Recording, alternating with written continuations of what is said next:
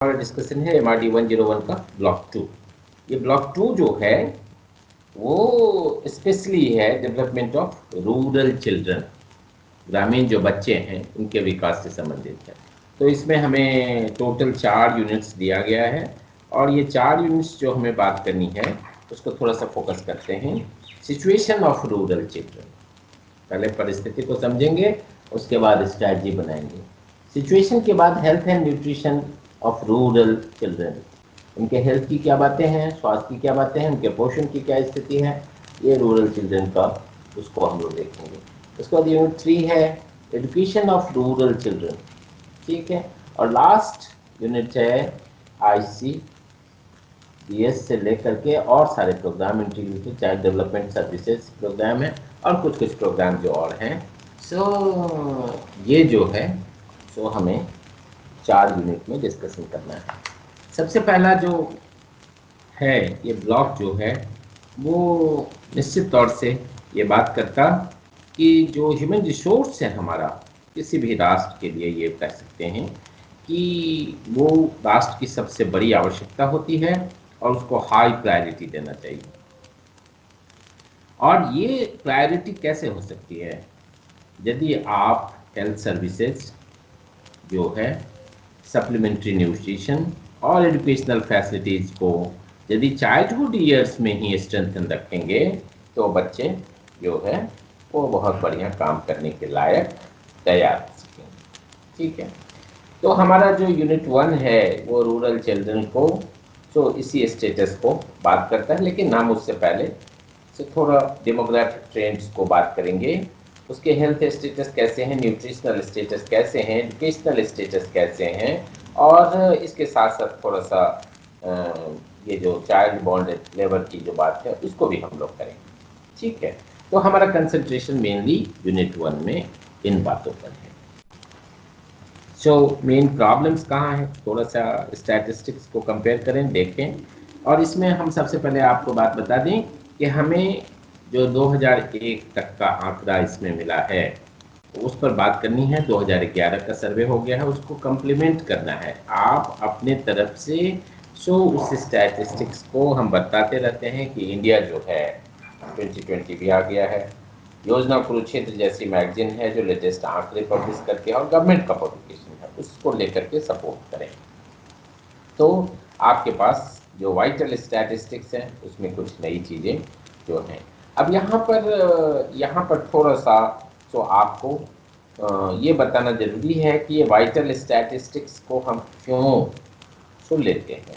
ये स्टैटिस्टिक्स हमें इसलिए ज़रूरी है, इसलिए समझना है, ऑल्दो ये बहुत इंटरेस्टिंग आपको नहीं लगते, लेकिन ये स्टैटिस्टिक्स जो है वाइटल स्टैटिस्टिक्स वो हमें थोड़ा सा फोकस्ड अप्रोच की ओर ले जाते हैं। हमें पता चल जाता है कि ये कहाँ है स्थिति, ठीक है। तो हमें क्या कुछ स्ट्रैटेजी डिसाइड करना चाहिए, क्या कुछ पॉलिसीज डिसाइड करना चाहिए, कैसे प्रोग्राम्स चॉक आउट करना चाहिए। इसीलिए हमें थोड़ा सा स्टैटिस्टिक्स के ऊपर नज़र डालने की ज़रूरत है। तो सिचुएशन ऑफ रूरल चिल्ड्रन जो है उसको कैसे हम समझ पाएंगे? तो उनके डेमोग्राफिक ट्रेंड को समझेंगे, health status, nutrition status, educational status, children at work, बच्चे जो काम में लगे हुए हैं, और बॉन्डेड जो चाइल्ड लेबर हैं उसको लेकर के। फिर जो बजट है बच्चों के इन सब बातों को ठीक करने के लिए उसको भी थोड़ा सा देखेंगे। तो मेन हमारा कंसंट्रेशन इस यूनिट में बजटिंग प्रोविजंस, जो वाइटल स्टैटिस्टिक्स है वहाँ पर, और फिर उसके मुताबिक हम अगले यूनिट सब में डिफरेंट प्लान्स को देखेंगे, ठीक है। आप जान रहे हैं कि इंडिया का पॉपुलेशन जो है वो ये 1.027 बिलियन ये 2001 का है, जिसमें स्लाइटली 81-91 का जो आंकड़ा था उसमें हमारा पॉपुलेशन जो है थोड़ा सा इंक्रीज किया। लेकिन ये चीज़ जो है देखने के बाद इतना पॉपुलेशन तो हो गया, तो nearly 75% of the population live in rural areas. इसको 2011 के आंकड़े को यदि देखें तो 70% के करीब, ठीक है। तो ये एस्टिमेट हमारा जो है जो बच्चे जो हैं 0 से 19 साल तक के बच्चे जो हैं वो नियरली 400 मिलियंस हैं। Large segment of this population of children lives in rural areas. बहुत बहुत बड़ा एक मास है जो रूरल एरियाज में बच्चों का ये पॉपुलेशन रहता है। तो हमें क्या करना चाहिए?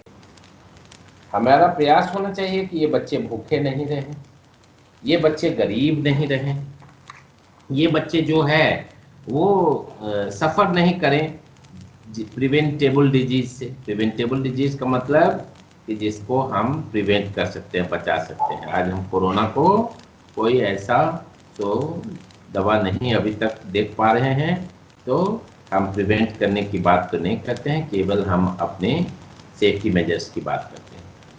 फिर आगे है lack education and training facilities, सब बातें शोषण से। ठीक है, तो चलिए थोड़ा सा डेमोग्राफिक ट्रेंड पर बात करते हैं।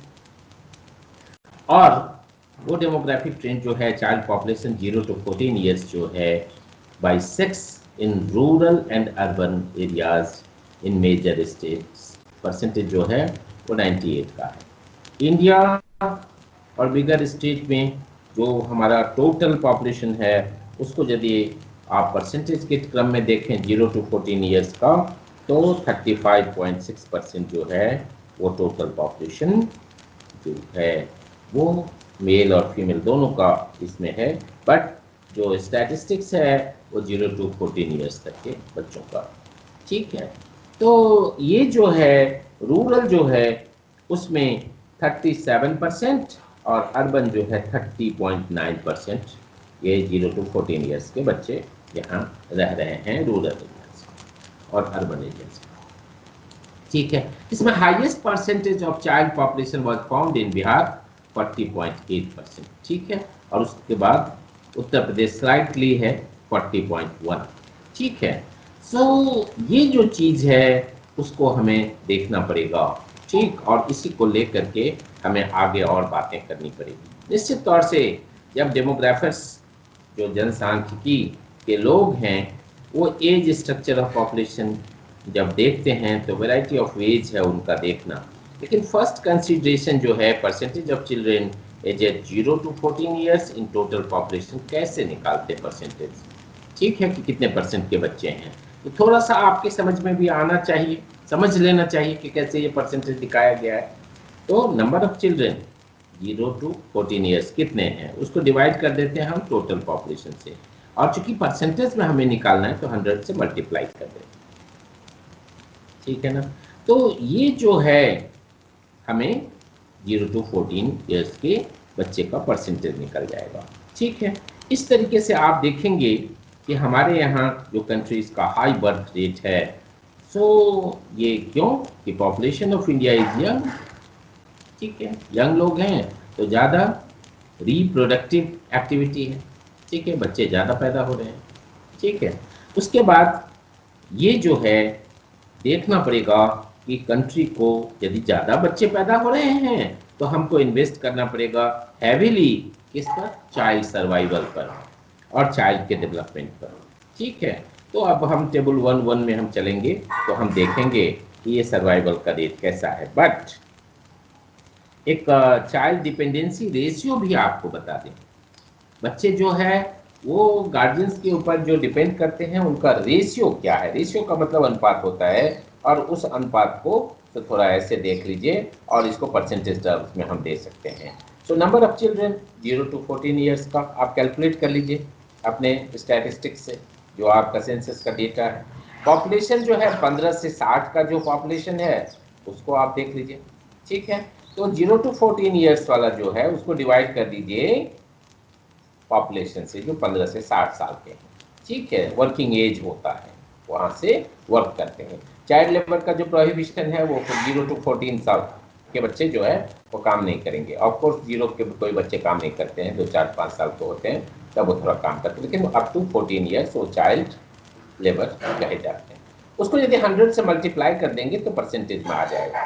ठीक है, तो इस तरीके से जो है आप समझ पा रहे हैं कि वो बच्चा कितना डिपेंड करता है अपने अर्निंग मेंबर्स के ऊपर। डिपेंडेंसी रेशियो जो है वो चाइल्ड डिपेंडेंसी रेशियो जो है वो समझ में आया कि हमारे पास 0 to 14 कितने बच्चे हैं पॉपुलेशन में, और वो 15 से 60 के कितने लोग हैं, ठीक है, जो वर्किंग में है, तो उसको डिवाइड कर दिया, और डिवाइड करने के बाद मल्टीप्लाई कर दिया 100 से, तो ये चाइल्ड डिपेंडेंसी रेशियो निकल गया। तो इस तरीके से जो है हम 1 से 2 साल तक के बच्चे को आप गेस कर सकते हैं कि ये इम्पॉर्टेंट है बच्चों के सर्वाइवल के लिए।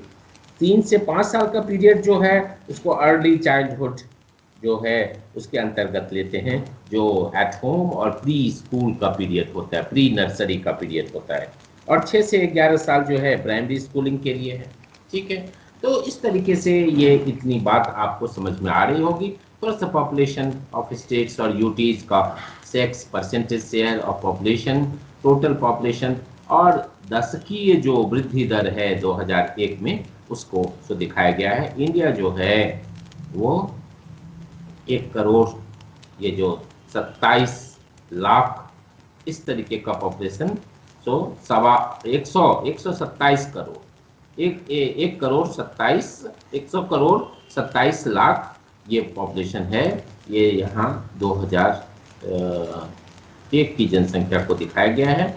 उसमें से परसेंटेज जो है 10 की ग्रोथ जो है वो दिया गया है 21.34%।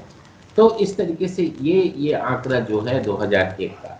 अब चल करके हम लोग जब चाइल्ड पॉपुलेशन को 0 से 6 ईयर्स में 2001 के डाटा को देखते हैं, तो चाइल्ड पॉपुलेशन डिफरेंट स्टेट्स का दिया हुआ है, यूटीज का दिया हुआ है, 0 to 6 ईयर्स का है। ये आपके देखने के लिए है, इसको आप देखें, ठीक है। फिर sex ratio of total population and child population in the age group of 0 to 6, ये 1991 और 2001 का आंकड़ा दिया गया हुआ है। ये आंकड़ा जो है सेक्स रेशियो फीमेल पर 1000 मेल, ये सेक्स रेशियो है, मतलब हमेशा ही 1000 मेल हैं तो उसमें फीमेल्स का पॉपुलेशन कितना है। हम झारखंड की बातों को देखते हैं तो ये 1991 के सेंसस में 922 था, और ये जो है 2001 के सेंसस में 941 है, ठीक है। और चाइल्ड पॉपुलेशन जो है 2001 के सेंसस में जो है वो बताया गया है, तो population above 7 years and above ये क्या है, ये सब टेबल में आपको बताया गया। गर्ल चाइल्ड का जो डिस्क्रिमिनेशन है उसके बारे में भी बात करते हैं। ये मार्जिनली इंक्रीज किया है 1991 से लेकर के 933 हो गया है, तो 2000 के पॉपुलेशन में, 2001 के पॉपुलेशन में, मतलब पहले 927 था, अब ये 933 हो गया। ये गर्ल चाइल्ड डिस्क्रिमिनेशन की बात बता रहे हैं। ये low status accorded to women, girl and prevailing custom, dowry are some of the factors. इसके चलते जो है हम गर्ल चाइल्ड को तो ज़्यादा प्रेफर नहीं करते हैं। बेटा हो तो बहुत बढ़िया बात है, नहीं बेटा नहीं हुआ तो जो फीमेल फोटेस जो है उसको हम एबॉर्शन कर देते हैं, ठीक है। और इसके लिए सरकार ने अब क्या कर दिया है कि हर अल्ट्रासोनोग्राफी का जो क्लिनिक है उसको प्रोहिबिटेड कर दिया है। यदि वो पाए जाएंगे तो उनका लाइसेंस रद्द कर दिया जाएगा। फिर एजुकेशन और ट्रेनिंग जो है ये देख करके सो हम इस सब चीज़ को सो ठीक कर रहे हैं। यहाँ पर सेक्स रेशियो की बात बताया जा रहा है। नेशनल एवरेज है 933 फीमेल पर 1000 मेल, ये 2001 का आंकड़ा है, ठीक है। जिसमें सबसे बढ़िया जो आंकड़ा दिख रहा है वो आंकड़ा है छत्तीसगढ़ में 990 महिलाएं हैं 1000 पुरुष के कंपैरिजन में। इसी तरीके से जो है मध्य प्रदेश में 920 है, ठीक है। और नेशनल एवरेज जो है वो हमारा 2001 के सेंसस में 0 to 6 ईयर्स जो है उसमें 927 फीमेल्स और 1000 मेल्स, ये है 2001 का, ठीक है ना। तो इस तरीके से कुछ जेंडर जो डिस्क्रिमिनेशन है वो in access to food, health care, literacy, livelihood, wages, ये ग्रेट कंसर्न है। इसीलिए हम जो है गर्ल चाइल्ड को ज़्यादा तो प्रेफर नहीं करते। रूरल चाइल्ड का स्टेटस दिया हुआ है कि इंडिया में largest child population in the world है, and the children in 0 to 18 years age group number around 400 millions, ठीक है ना। ये क्या कंस्टिट्यूट करते हैं, 40% ऑफ द पॉपुलेशन जो है ये बच्चों का है। तो इस तरीके से so different status rural child का इंडिया में बता रहे हैं। अब एक कंसिडरेशन है जिसके लिए इतनी सारी बातें हम लोग कर रहे थे, वो क्या है, हमारा इन्फेंट मॉर्टलिटी रेट पहले 1000 में से सो शिशु की मृत्यु दर 146 हुआ करती थी 1951 में, और जो है ये 2002 में आकर के 1000 में केवल 64 रह गया है। तो ये हमारा सो प्रयास है कि इन्फेंट मॉर्टलिटी रेट जो शिशु मृत्यु दर है, ठीक है, उसको कैसे कम किया जाए। और आपने देखा कि 1951 से 146 था और उसको 64 में पर थाउजेंड हम लोग ले आए हैं। इस तरीके से ये जो है चेंजेज है। और आज क्या हो गया, 1951 में जहां लिटरेसी रेट 18.33 था, अब वो लिटरेसी रेट जो है 65.4 है। ये 2001 की बात है, ठीक है। तो इस तरीके से आप देखें तो डिफरेंट जो स्टेटस हैं, एक सोशल इंडिकेटर्स जो हैं ये डिपिक्ट करते हैं कि सिचुएशन ऑफ रूरल चिल्ड्रन क्या है। तो हमें क्या करना पड़ेगा, उनके हेल्थ के स्टेटस को देखना पड़ेगा, उनके इम्यूनाइजेशन के स्टेटस को, टीकाकरण, न्यूट्रिशन, पोषण की बातें, और उनकी शैक्षिक स्थिति कैसी है, इस पर हमें बात करना पड़ेगा, ठीक है। तो हम रियल सीन जो है समझ पाएंगे और फाइनली जो है उसके लिए हमारी स्ट्रैटेजी होएगी। तो ये कुछ चीज़ें हैं जिसको हमें बात करने की ज़रूरत है। हेल्थ स्टेटस पर बात करें, जो अभी थोड़ी देर पहले बात की कि 64 आ गया हमारा इन्फेंट मॉर्टलिटी रेट, ठीक है। और पहले ये जब हम आज़ाद हुए थे तो 1951 का आंकड़ा हमारे पास है 146 हुआ करता था पर थाउजेंड। आज क्या हो गया, हमारे पास ICDS का स्कीम है, प्राइमरी हेल्थ सेंटर्स हैं, फूड एंड न्यूट्रिशन बोर्ड्स हैं, इस सारे को मिला करके हमारा स्ट्रैटी जो है वो हेल्थ स्टेटस को इम्प्रूव करने के लिए है। नियरली अब पोलियो जो है वो नियरली एलिमिनेट हो गया है, ठीक है, नहीं देखेंगे आप, ठीक है। यहाँ पर इन्फेंट मॉर्टलिटी रेट 2001-2002 का आंकड़ा दिया हुआ है और चाइल्ड मॉर्टलिटी रेट कब दिया हुआ है, ये टेबल है 1.5। तो इसको देख करके हम समझ सकते हैं कि इन्फेंट मॉर्टलिटी रेट कहाँ है, ठीक है। 2001 में इन्फेंट मॉर्टलिटी रेट जो है वो हाई था उड़ीसा में 91, 1000 में से 91 लोग मर जाते। शिशु मृत्यु दर है हमारी, IMR हम लोग शॉर्ट में बोलते रहेंगे, ठीक है। उत्तर प्रदेश में 83, मध्य प्रदेश में 86 और राजस्थान में 80, ये IMR, ठीक है। इसी तरीके से ये जो चीज़ें हैं ये हमेशा ही सो चेंज देखते रहेंगे हमारे प्रयास से। तो हमारा जो नेशनल एवरेज है वो 66 है IMR का, और ये IMR जो हम कैलकुलेट करते हैं वो इन्फेंट मॉर्टलिटी रेट वो 0 से 12 ईयर्स के बीच में, 12 मंथ्स के बीच में जो होते हैं वो पर थाउजेंड लाइव बर्थ्स कितने हैं, ठीक है। ये आपके दिमाग में क्लियर होना चाहिए कि जब हम IMR की बात करते हैं, इन्फेंट मॉर्टलिटी रेट की बात करते हैं, तो इसका मतलब है कि पर थाउजेंड कितने लाइव बर्थ्स हैं। मतलब हम लोगों के प्रयास से आज सरकार ने इतना सब कुछ किया, तब आज वो 66 है नेशनल एवरेज में, ठीक है। झारखंड में 45 डेथ्स है पर थाउजेंड जो लाइव बर्थ्स है उसमें, ठीक है। सो ये स्थिति है हमारा जो ये जो 0 to 5 ईयर्स में जो है लाइव बर्थ्स, हाँ वो भी नेशनल एवरेज 66 का है। ये सैंपल रजिस्ट्रेशन सिस्टम जो हमारा 2001 का है उसके मुताबिक दिया हुआ है। तो इसमें सो स्टेट्स जो हैं उसका एक फिगर दिया हुआ है कि किस स्टेट में कितना है। केरला जो है वो बहुत कम है, 18.8 है, क्योंकि बहुत शिक्षा का स्तर वहाँ पर ऊंचा है।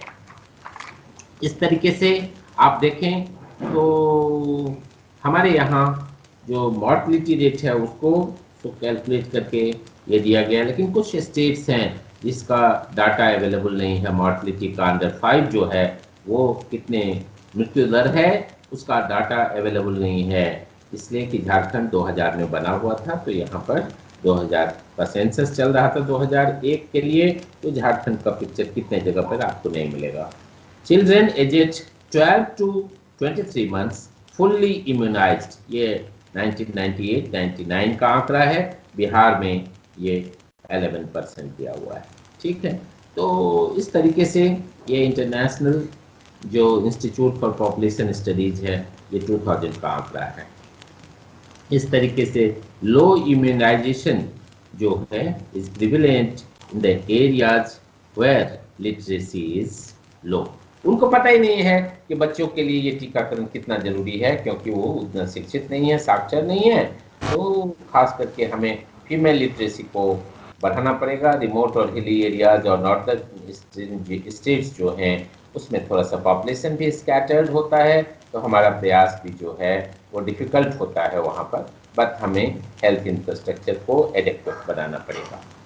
सो बिहार की स्थिति दी हुई है, जहाँ झारखंड अलग से नहीं है। Number of PHCs, primary health centres, doctors कितने हैं, लेडी हेल्थ विजिटर्स कितने हैं, LHVs बोलते हैं, और ANMs, actually nurse midwives, ANMs कितने हैं। ये रूरल एरियाज में ये 1999 का एक आंकड़ा दिया हुआ है, उसमें बिहार में दिया हुआ है कि PHC 2209, doctors 2121, lady health visitors 1248, और ANMs जो हैं 7541, ये बिहार का आंकड़ा है।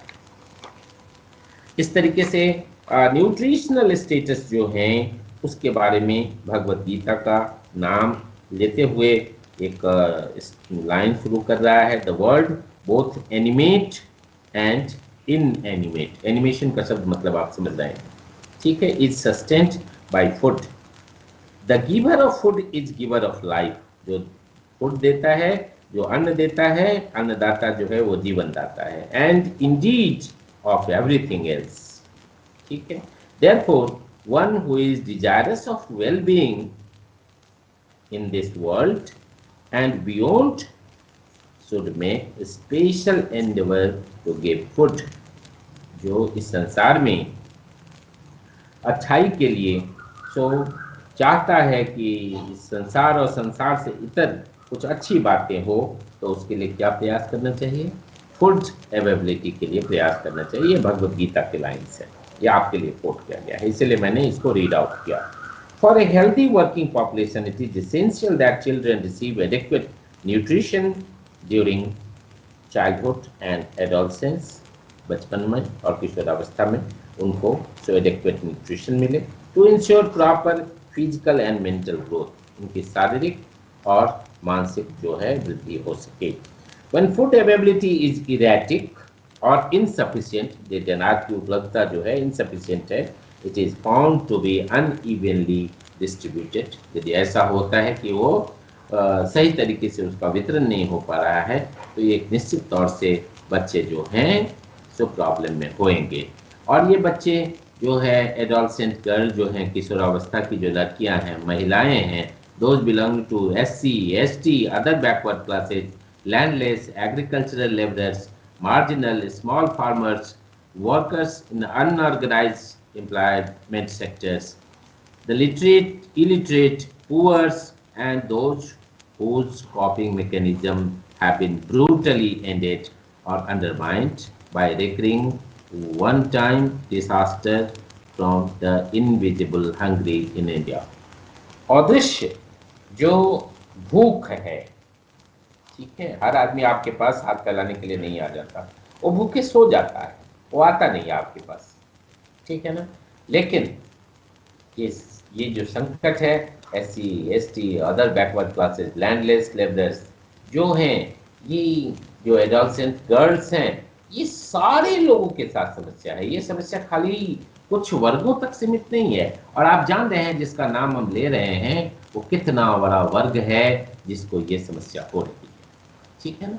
तो हमें क्या करना चाहिए, नेशनल न्यूट्रिशन मॉनिटरिंग ब्यूरो जो है उसके सर्वे 1996 के हैं, वो national institute of nutrition and Indian nutrition profile study 1998 का है। इन्होंने कंडक्ट किया सर्वे, और वो बोलते हैं कि food and nutrition board of the Department of Women and Child Development found that the number of severely malnourished, मतलब कुपोषित जो बच्चे हैं वो कम से कम 10% से ज़्यादा है। बिहार में वो 26% है।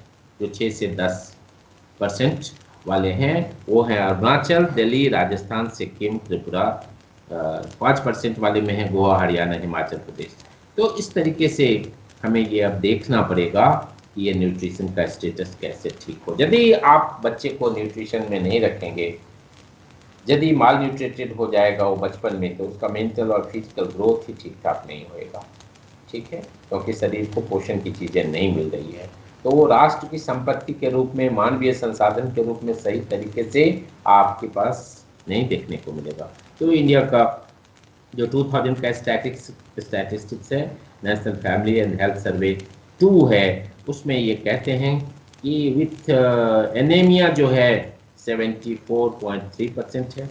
ठीक है, और वेस्टेड है 15.5 है, अंडर वेट है 7%।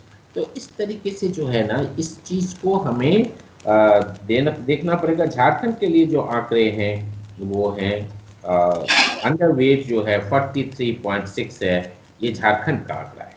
ठीक है, तो इस तरीके से anaemia among children aged 6 to 35 months, 6 month से लेकर के 35 महीने तक के जो बच्चे हैं, उसका NFHS national family health services जो है, उसका ये 2000 का आंकड़ा है। नेशनल एवरेज है 74.3। तो आप समझ सकते हैं कि कितने बड़े जो मांस में ये एनीमिया का प्रॉब्लम है। एनीमिया का मतलब रक्त की अल्पता। ठीक है, अंडरवेट जो चिल्ड्रन है वो 47% है, ये आंकड़ा बता रहा है, ये 2000 का आंकड़ा है। तो इस तरीके से आपके समझने के लिए बहुत सारे आंकड़े दिए हुए हैं। यहाँ पर average intake of energy, proteins, iron, vitamin, ये जो है, ये जो रिकमेंडेड डेली इनटेक अलाउंसेज है, RDA बोलते हैं, ये 1998 का आंकड़ा है। और यहाँ पर दिया हुआ है बॉयज गर्ल्स जो है, एज दिया हुआ है 1 से 3 साल, 4 से 6 साल, 7 से 9 साल, 10 से 12 साल, और इक्वल टू 18 और बिलो 18 ये दिया हुआ है। तो यहाँ पर रिकमेंडेड डेली इनटेक जो अलाउंसेज है वो कितना होना चाहिए? ये 1 से 3 साल में 400 होना चाहिए, और 18 साल तक जाते जाते वो 600 दिखाया गया है। और यहाँ 18 साल में जो इनटेक मिल रहा है वो कितना मिल रहा है? बॉयज को 396.6 मिल रहा है, और इधर जो है 376.1 मिल रहा है गर्ल्स को। यहाँ 20.5 का सो अपरेंट जो डिफरेंस है वो समझ में आता है। ये इस तरीके का जो सीन है, ये 2400 जो किलो कैलोरी पर डे हम लोग बार बार हेल्थ मिनिस्ट्री के फॉर्मूला को तो याद करते हैं कि अर्बन एरियाज में वो कितना है? 1800 है किलो कैलोरी पर डे पर मैन या वो। लेकिन यहाँ पर अर्बन से थोड़ा सा रूरल में ज़्यादा फिजिकल लेबर लोग करते हैं, इसलिए वहाँ का आंकड़ा जो है वो 2400 किलो कैलोरी पर डे है। तो इस तरीके से हमें समझ करके कि ये कैसे मिल रहा है, कितने को मिल रहा है, इसका भी एक कैलकुलेशन यहाँ पर शो दिया हुआ है। ठीक है, तो डिफिशियंट कैलोरी इंटेक जो है ये आपको बताया गया है रूरल एरियाज में। ये आंकड़े जो है 97 के। इस तरीके से हमें क्या ज़रूरत है? अब तो ज़रूरत है कि 16 मिलियन टन्स जो है फूड ग्रेन्स एनुअली हम बांट रहे हैं, टारगेटेड फूड डिस्ट्रीब्यूशन, TPDS, इसकी चर्चा हम लोग कर चुके हैं। ICDS के जरिए हम लोग बांट रहे हैं। मिड डे मील जो स्कूल्स में चलता है उसके जरिए हम लोग बांट रहे हैं। फ़ायदा क्या हो रहा है? तो फूड सिक्योरिटी हो रहा है, न्यूट्रिशन की बातें हो रही है, और पॉवर्टी एलिवेशन की बातें हो रही है। ठीक है, तो इसके लिए क्या करते हैं हम लोग? स्कीम्स का, प्रोग्राम का जो अप्रोच है उसको थोड़ा समझ लीजिए। फूड फॉर वर्क, काम के लिए अनाज। फूड फॉर एजुकेशन, स्कूल जाओगे तो खाना मिलेगा।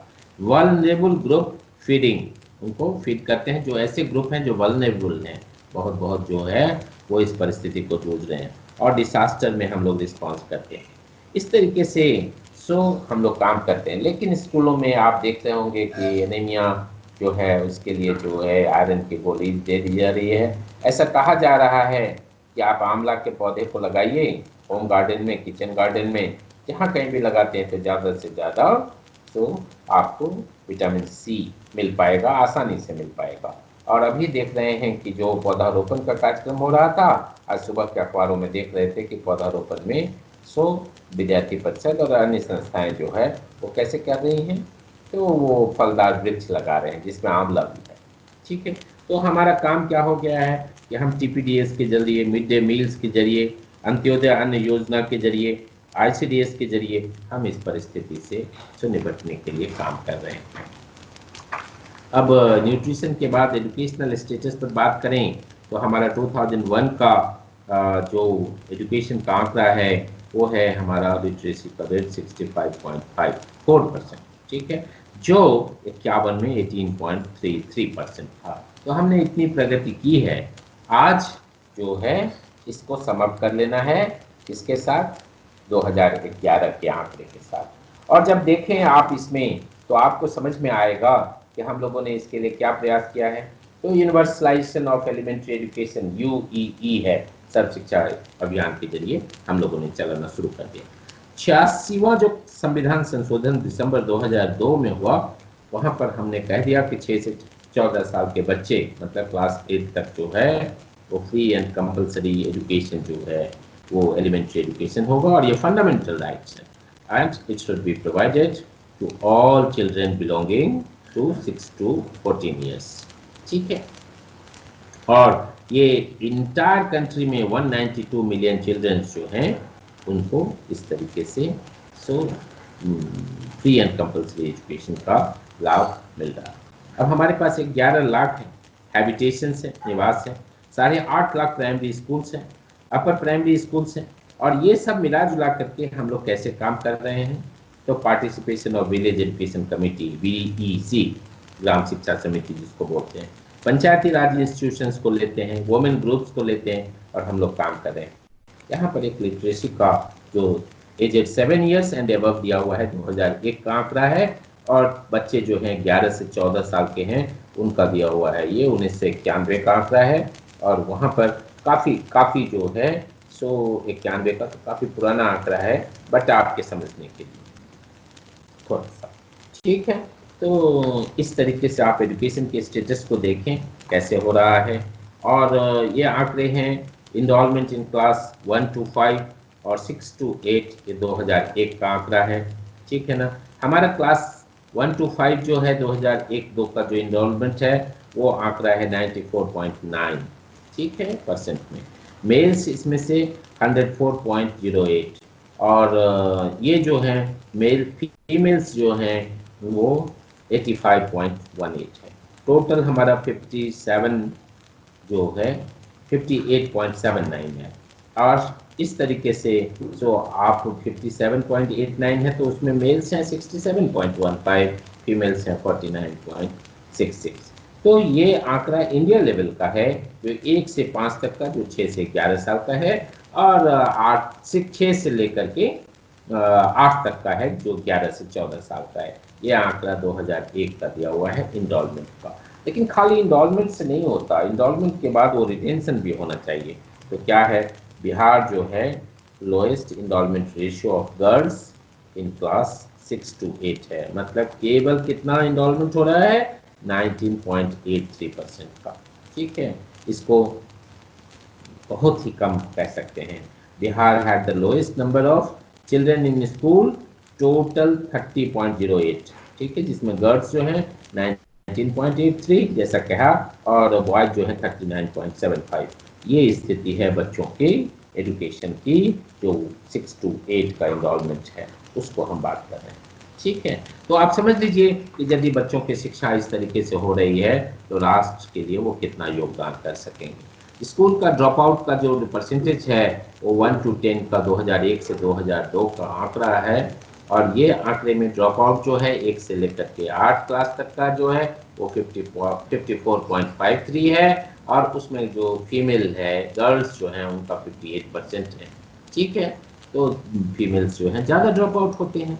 ठीक है, उसी तरीके से 1 से 10 तक का आंकड़ा दिया हुआ है, तो ड्रॉप आउट है 68.28, उसमें से फीमेल्स जो है 70.60 है। ये नेशनल एवरेज आपको बात कर रहे हैं, झारखंड का आंकड़ा इसमें उपलब्ध नहीं है, ये डैश डैश डैश किया हुआ है।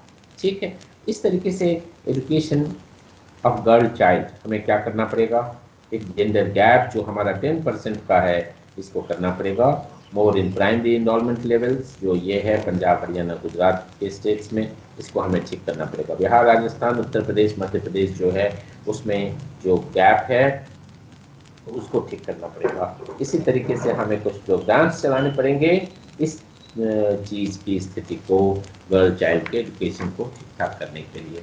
ग्रॉस इनरोलमेंट रेशियो एससी का स्टूडेंट का दिया हुआ है, ये क्लास 1 to 5 दिया हुआ है, 6 to 8 दिया हुआ है। ये जो है आंकड़े 2001-2002 के हैं। एससी में जो इनरोलमेंट है ये बिहार का आंकड़ा बता रहे हैं, जो टोटल है 70.05 और ये क्लास 1 to 5, लेकिन 6 to 8 में जा करके ये इनरोलमेंट जो है वो केवल 40.53 है। तो आप स्थिति की कल्पना कर सकते हैं। एसटी के लिए इसी तरीके से दिया हुआ है, 1 to 5 में जो है वो टोटल जो है वो 70.06 का है बिहार में, और यदि एसटी के लिए बोलें 6 to 8 का हालचाल, तो प्राइमरी एजुकेशन का हालचाल ये है अपर प्राइमरी का कि केवल 40.17 है। गर्ल चाइल्ड का यदि आप देखें तो 27.32 है।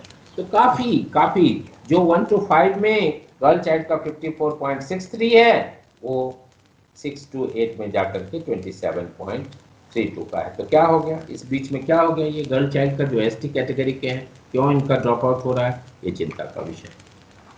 इस तरीके से ये एजुकेशन को हमने देखा। दूसरी बात है कि चिल्ड्रन एट वर्क, एक डिस्कशन है, ये वीवी गिरी नेशनल इंस्टीट्यूट जो है सो नोएडा में है, वीवी गिरी नेशनल लेबर इंस्टीट्यूट, ये कहता है कि हमें क्या करना पड़ेगा, इंडिया जो है 37% जो है बिलो पॉवर्टी लाइन पॉपुलेशन हमारे पास है, ठीक है।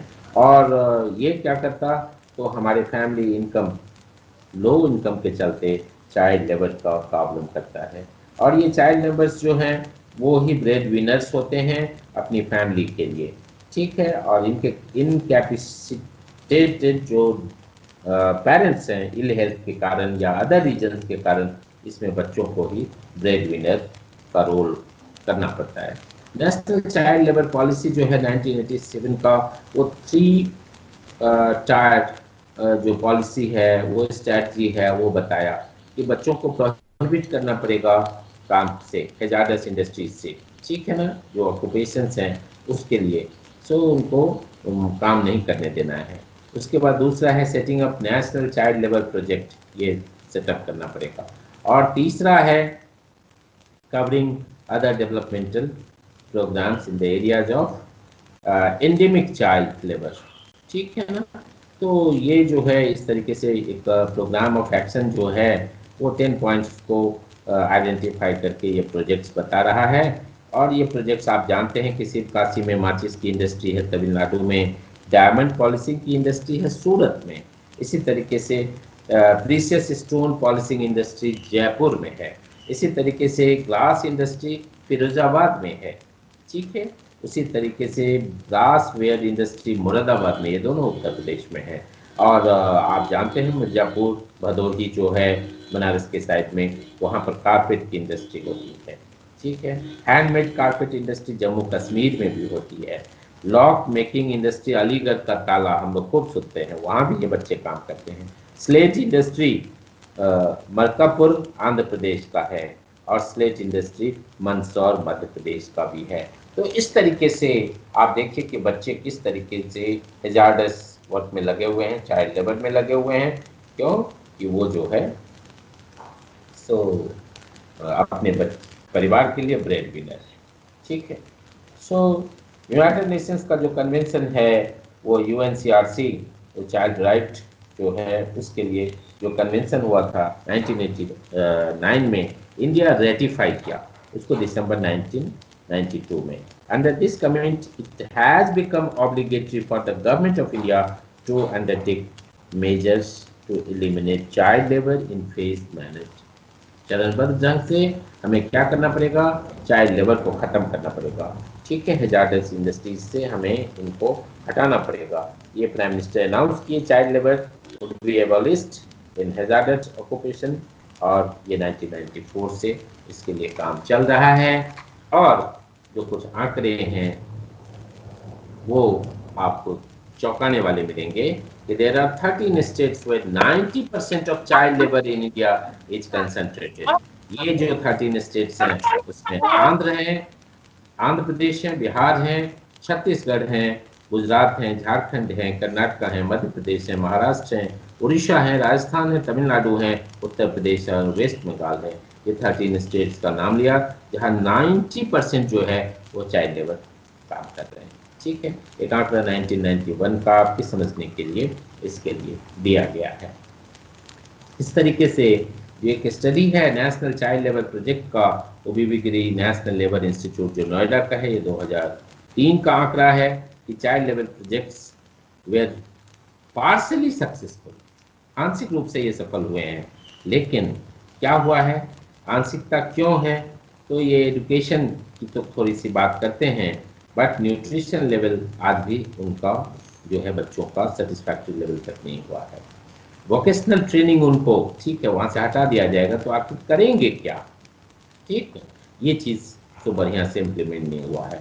कोऑर्डिनेशन जो है बिटवीन डिफरेंट डिपार्टमेंट्स वो भी ठीक ठाक नहीं हुआ है, तो इसके चलते ये जो है चाइल्ड लेबर का प्रॉब्लम, बॉन्डेड चाइल्ड लेबर का जो प्रॉब्लम है ये अलग से एक दिया हुआ है कि उनके पिताजी लोन लिए और रिटर्न नहीं किए तो उनका बेटा भी काम करते रहेगा, ये लिख करके जो है लैंडलॉर्ड को दिए हुए हैं, और लैंडलॉर्ड जो है उनको कुछ पैसे दिया हुआ है, उसका सूद दर सूद, सूद दर सूद जोड़ते जोड़ते जोड़ते जोड़ते इतना हो गया है कि वो कभी रिटर्न करने की स्थिति नहीं है, इसीलिए वो सब बाप बेटा सब मिल करके वो लैंडलॉर्ड के यहाँ काम कर रहे हैं।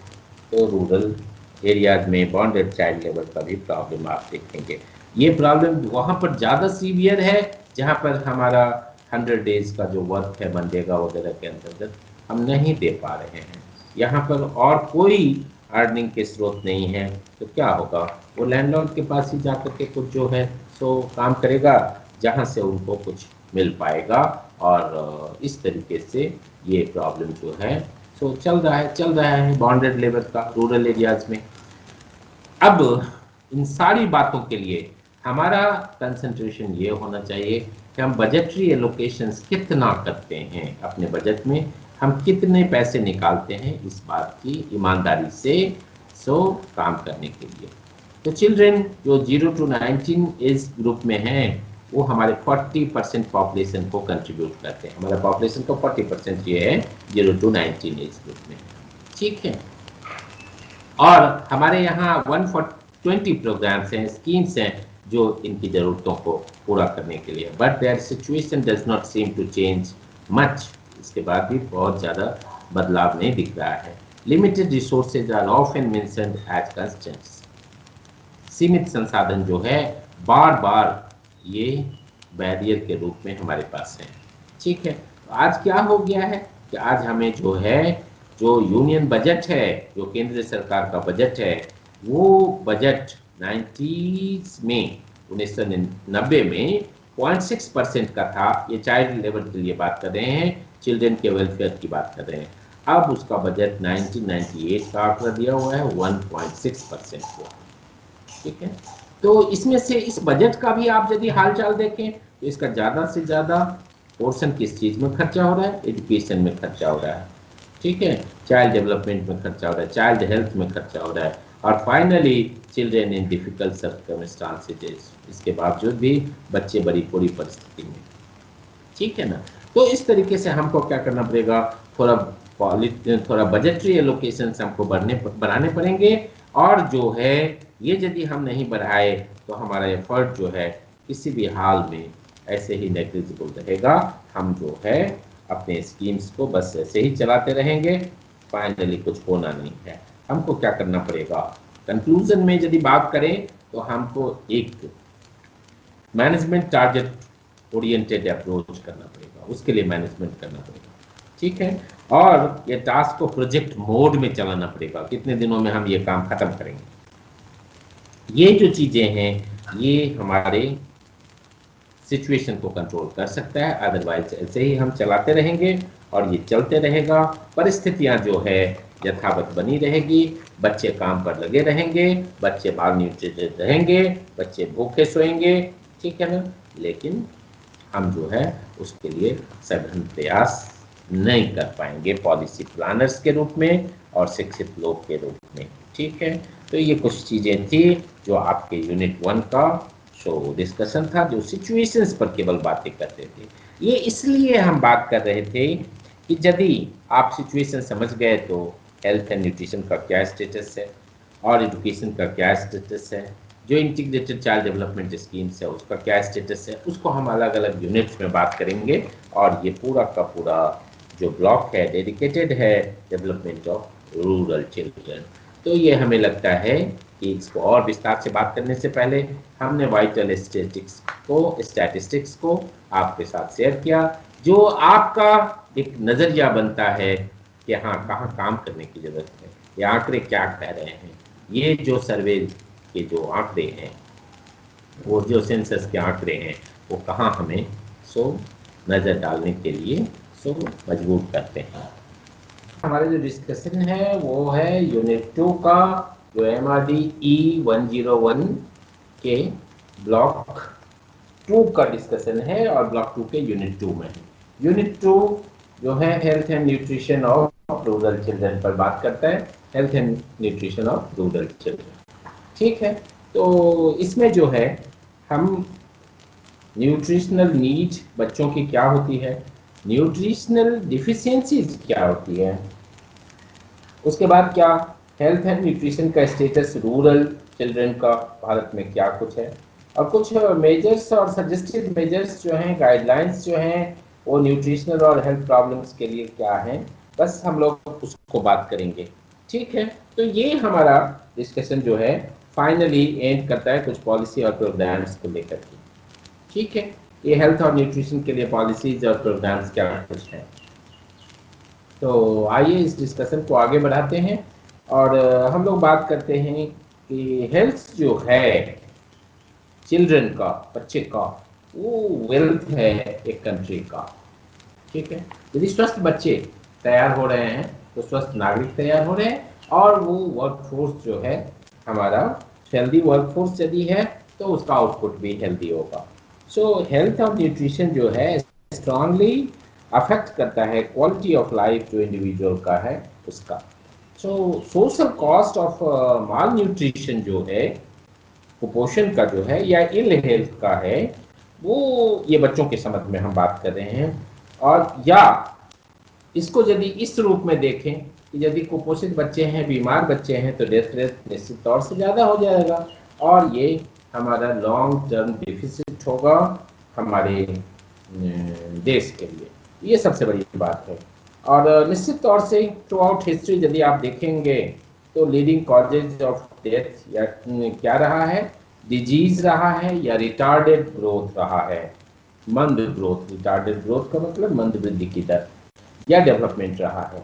और इस तरीके से हमें क्या करना पड़ेगा कि ये देखना पड़ेगा कि चाइल्डहुड में ये न्यूट्रिशनल डिफिशियंसी जो है या इन्फेक्शंस की जो बातें हैं वो नहीं हो, ये प्रॉब्लम है जिसको हमें ठीक रखना पड़ेगा। निश्चित तौर से न्यूट्रिशनल नीड ऑफ चिल्ड्रन जो है वो हम थोड़ा सा देखेंगे कि ये जो है यदि बच्चे को हेल्दी रखना है तो उनको राइट क्वांटिटी में फूड जो है वो देना पड़ेगा हम लोग को, ये बहुत ज़रूरत की चीज़ है, इसके बगैर जो है ना बच्चे स्वस्थ नहीं हो सकते। और नॉर्मली जो हम खाते हैं या ड्रिंक करते हैं उसको हम फूड कहते हैं, और फूड जो है food is the chief source of essential materials which the body needs, जो शरीर हमारा महसूस करता है, जिसको ज़रूरत होती है, जिसकी आवश्यकता होती है, जिससे शरीर का स्वस्थ रहना संभव होता है, तो इसके लिए हमें फूड चाहिए। तो हमें क्या करना चाहिए, इसेंशियल मटेरियल जो फूड का है उसकी न्यूट्रिएंट वैल्यू जो है वो क्या कुछ है, पोषण की क्षमता क्या है, वो चीज़ देखना चाहिए। सो अच्छे फूड जो हैं वो इंडिस्पेंसेबल हैं for health at all stages of life. ऐसा नहीं केवल बच्चे की ही बात कर रहे हैं, केवल इन्फेंसी की ही बात है ऐसा नहीं है, चाइल्डहुड की ही बात है ऐसा नहीं है, एडोलसेंस की बात है ऐसा नहीं है, ये होल लाइफ जो है डिफरेंट स्टेजेस में जो गुड फूड है वो जरूरी है। निश्चित तौर से फंक्शंस जो हैं फूड के, उसको भी थोड़ा हमको देखना चाहिए। ये हमें एनर्जी देता है, हमारी बॉडी बिल्डिंग होती है, रिपेयर होता है टिश्यूज का, फॉर्मेशन होता है एंजाइम्स का और हार्मोन्स का। ये जो है सो फंक्शंस हैं फूड के। तो निश्चित तौर से हमारे फूड में डिफरेंट कैटेगरीज शामिल होना चाहिए। वो शामिल कैसे हो सकता है? तो बॉडी बिल्डिंग यदि उसके लिए फूड चाहिए तो हमें प्रोटीन्स चाहिए, एनर्जी गिविंग फूड्स चाहिए तो हमें कार्बोहाइड्रेट्स चाहिए, एक्स्ट्रा एनर्जी गिविंग फूड्स चाहिए तो हमें फैट्स चाहिए, प्रोटेक्टिव फूड्स चाहिए तो हमें विटामिन और मिनरल्स चाहिए, और वाटर तो चाहिए, वो तो प्राइम है। ठीक है।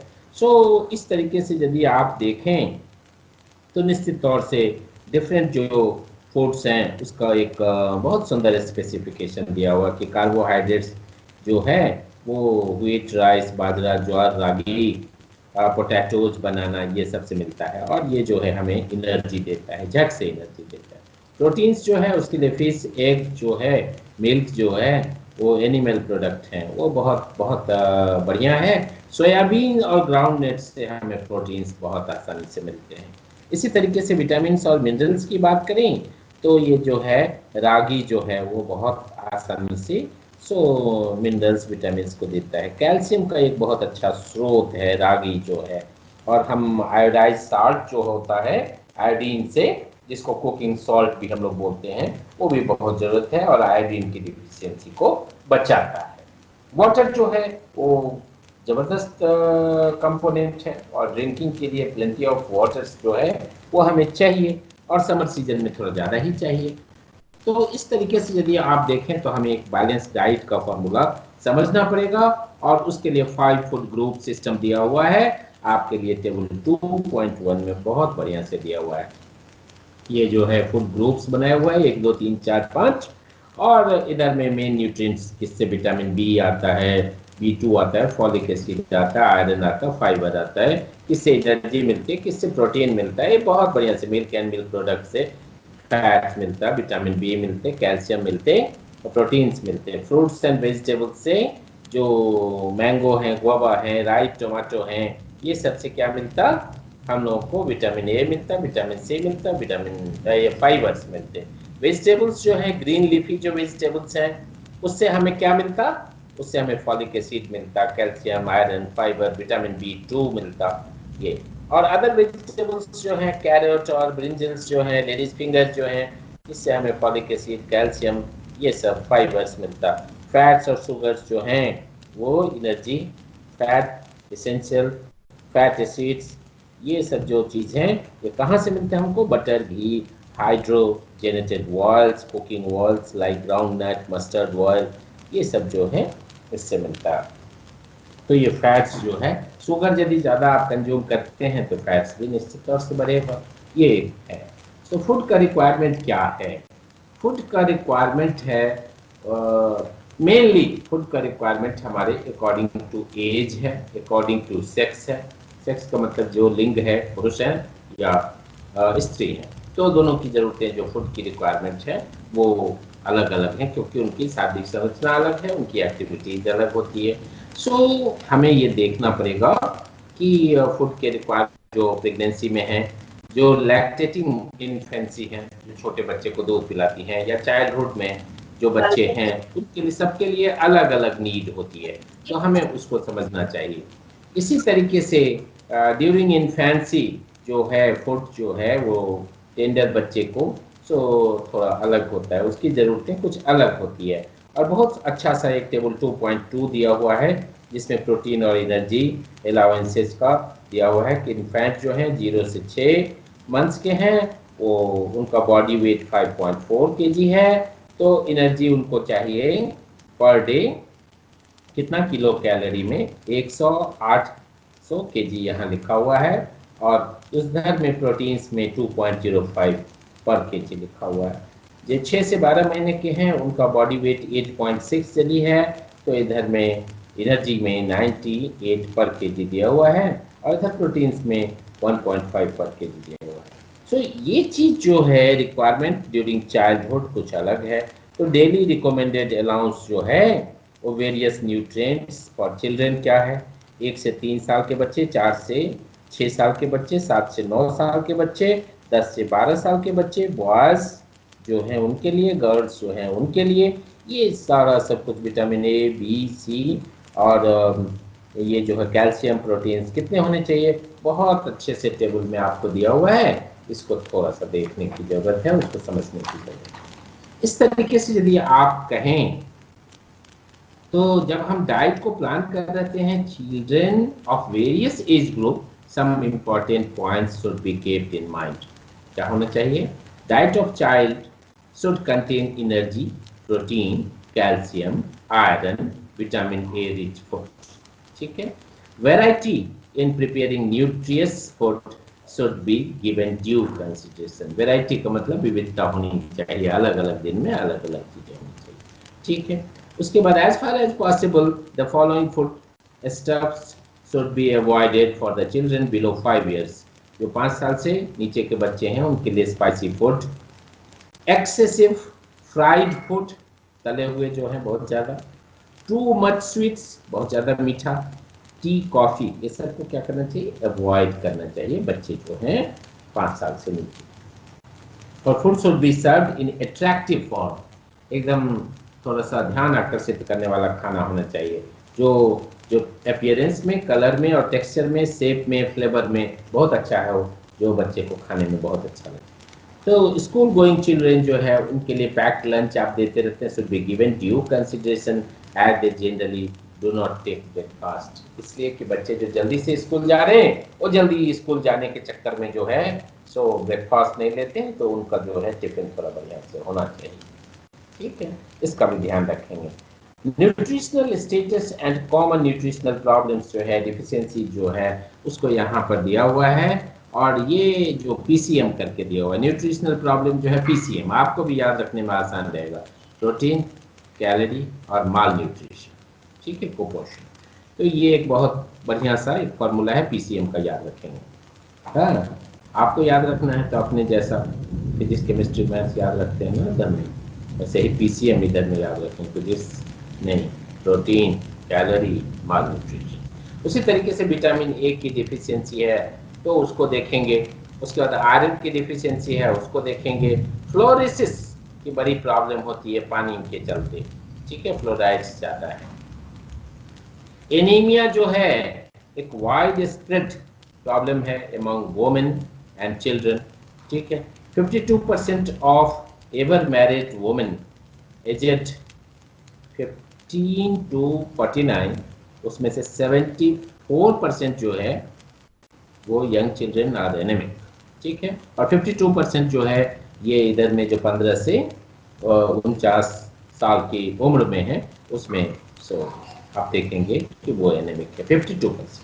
ठीक है, और ये यदि देखेंगे तो हाईएस्ट एनीमिया का केस यदि है तो राजस्थान, बिहार, हरियाणा, पंजाब, ये 80% लोग जो है एनेमिक है। एनेमिक मतलब रक्त अल्पता, रक्त की कमी। ठीक है, nearly half of children are under nourished. Under nourished मतलब वो जो नरिशमेंट होना चाहिए, उनका पोषण जो होना चाहिए वो नहीं है। ठीक है, ये भी एक बहुत विचित्र सी समस्या है। Under nutrition among children is common in most of the states, लगभग सारे स्टेट्स में ये बात है। recommended breastfeeding practices not widely followed। क्या होता है, ये कहा गया है कि 6 मंथ्स के बाद बच्चे को थोड़ा सा सॉलिड फूड देना चाहिए। ठीक है, लेकिन 6 मंथ तक माता को ब्रेस्ट फीडिंग करना चाहिए। उससे क्या होता है कि बच्चे को बहुत सारा रोग प्रतिरोधक क्षमताएं विकसित हो जाती हैं। तो निश्चित तौर से उसका अपना एक यूज है, इसलिए माता को क्या करना चाहिए? ब्रेस्ट फीडिंग करना चाहिए। Mainly infants are not given solid mushy food early enough. क्या होता है, उसको ज़्यादा दिन तक दूध देते जा रहे हैं, ये एक समस्या है। ठीक है, नहीं 6 महीने के बाद उनको देना है। तो इस तरीके से एक आयोडीन की जो डिफिशियंसी है, ये आप देखेंगे 4 out of 10 house holds in rural area, वहाँ पर आप देखेंगे कि आयोडीन की डिफिशियंसी है। तो कुछ डाइटरी गाइडलाइंस हैं जो पुअर के लिए हैं, दिया हुआ आईसीएमआर ने दिया है, Indian council for medical research उसका दिया हुआ है, और वो उनका राइट रिकमेंडेड जो डाइट इंटेक है आरडीआई करके यहाँ पर जिक्र किया हुआ है, ये दिया हुआ है और ये कैसे बैलेंस कर सकते हैं उसको टेबल 2.3 में दिया हुआ है। तो टेबल 2.3 में यदि आप देखें balance diet recommended by ICMR on the basis of RDI, RDI को हमने रिकमेंडेड डाइट इनटेक पहले ही बता दिया है आपको। तो यहाँ पर इस 2.4 के जो टेबल हैं इसमें बैलेंस डाइट के लिए चिल्ड्रन, बॉयज और गर्ल्स के लिए दिया हुआ है कि इनको सीरियल्स कितना चाहिए, पल्सेस कितना चाहिए, लीफी वेजिटेबल कितना चाहिए, अदर वेजिटेबल कितना चाहिए, रूट्स एंड ट्यूबर्स कितना चाहिए, मिल्क, ऑयल, फैट्स, शुगर ये कितना चाहिए, ठीक है ना। तो इस चीज को तो 1 से 3 साल के लिए टेबल किया हुआ है, 4 से 6 साल के चिल्ड्रन में किया हुआ है, बॉयज में 10 से 12 साल में किया हुआ है, गर्ल्स में 10 से 12 में किया हुआ है। तो ये एक बहुत बढ़िया सा एक टेबल बना करके बताया हुआ है, समझने का लायक, ठीक है। Additional message that need to be got across, क्या होना चाहिए बच्चों के लिए, breast feed as long as possible, माता को ब्रेस्ट फीडिंग जहां तक संभव हो वहां करना चाहिए, जितना दिन तक संभव है वो करना चाहिए। Introduce semi solid from 6 months, 6 महीने से क्या करना चाहिए, सेमी सॉलिड फूड देना चाहिए।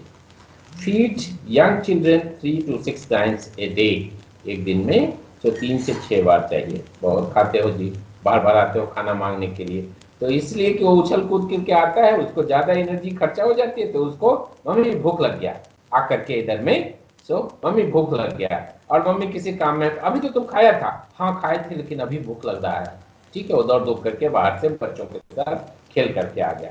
तो इस चीज को समझें आप।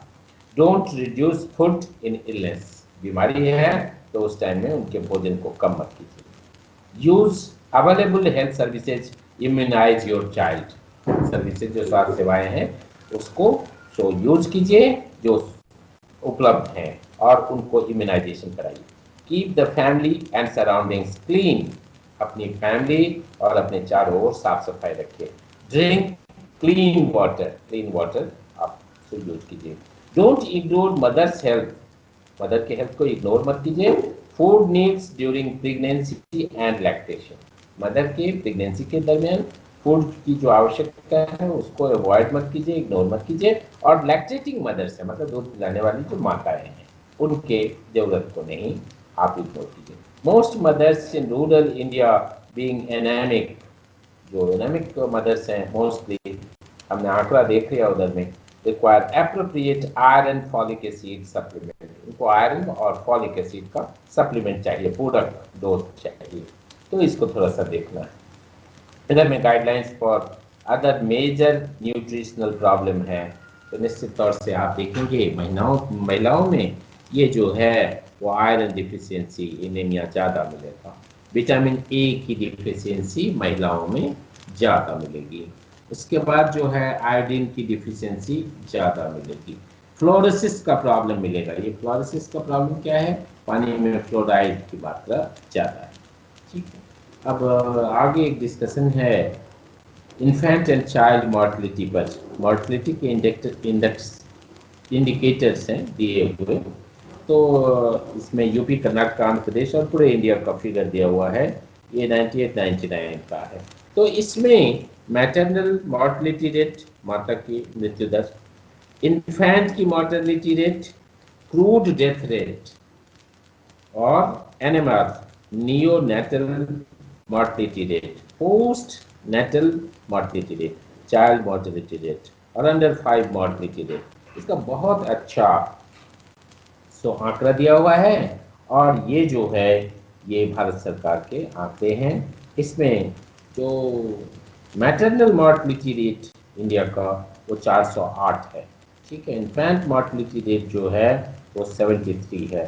क्रूड डेथ रेट मतलब पर 1000 क्रूड डेथ रेट, क्रूड का मतलब अशोधित, जिसको आपने शोधित नहीं किया है, क्रूड, ठीक है। जैसे क्रूड ऑयल बोलते हैं ना पेट्रोलियम के संदर्भ में, क्रूड ऑयल का रेट इतना बढ़ गया, इतना घट गया, तो वो भी है, ठीक है।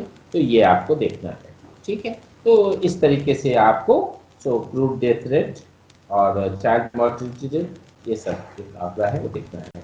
एस्टिमेटेड जो एज स्पेसिफिक मॉर्टलिटी रेट है, जो एज हो जाने पर जो है उसका एक 99 का एक आंकड़ा दिया हुआ है, सैंपल रजिस्ट्रेशन सिस्टम है। इसको रूरल और अर्बन में 1 साल और 0 से 4 साल और 5 से 14 साल, जिस चाइल्ड के एज की बात कर रहे हैं वहाँ पर मेल और फीमेल और टोटल, ये रूरल का दिया हुआ है, अर्बन का दिया हुआ है। तो ये आंकड़ा जो है ये दिया हुआ है कि 0 to 4 जो ईयर्स के हैं उसमें मेल का जो मॉर्टलिटी रेट है 21.9 है, फीमेल जो है 23.9 है, और 5 से 14 साल के हैं उसमें 1.5 है मेल का, रूरल एरियाज की बात कर रहे हैं, और 1.9 है फीमेल का।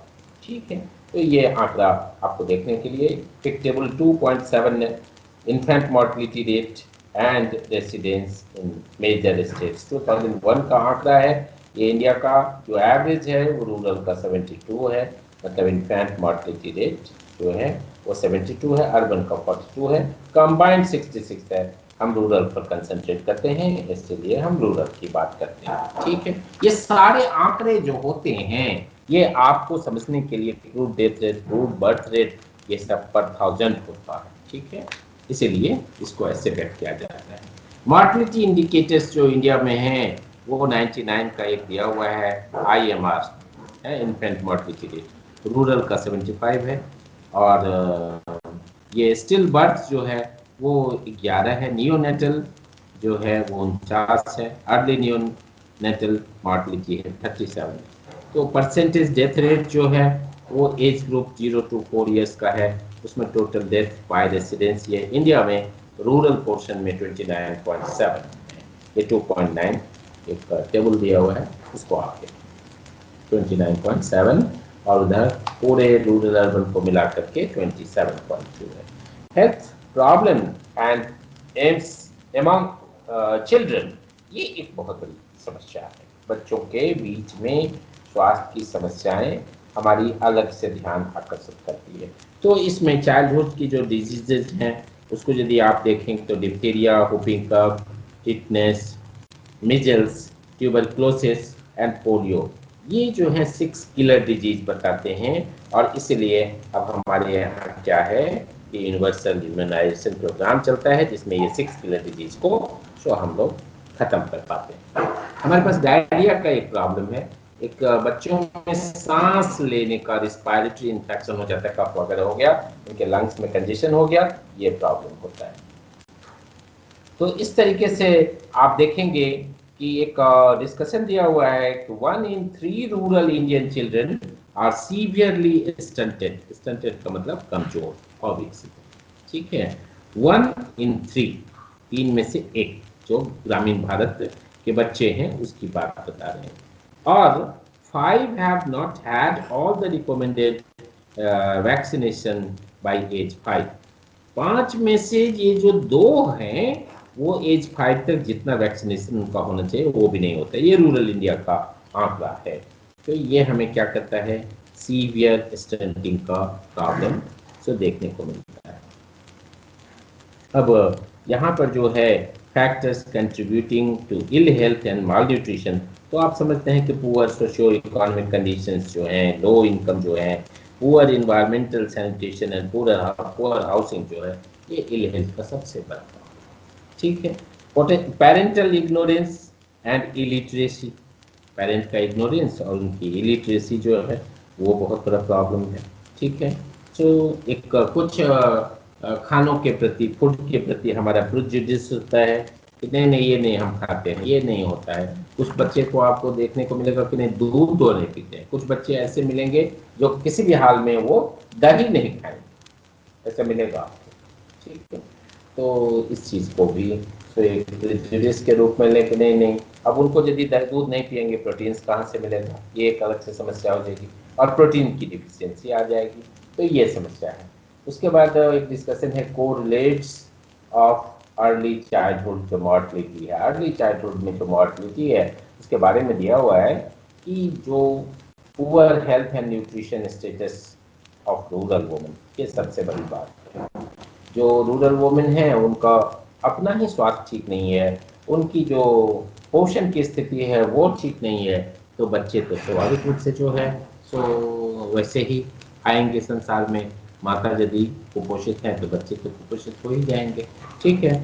और ये जो है इसके पीछे सबसे बड़ा रीजन जो है इन्फेंट मॉर्टलिटी रेट का, उसका सबसे बड़ा रीजन है फीमेल इलिटरेसी। ठीक है। तो फीमेल इलिटरेसी जो है वो बहुत बड़ा प्रॉब्लम है। दूसरा प्रॉब्लम है रिपीटेड इन्फेक्शंस, बच्चे जो है बार बार सर्दी खांसी से इन्फेक्टेड हो जा रहे हैं।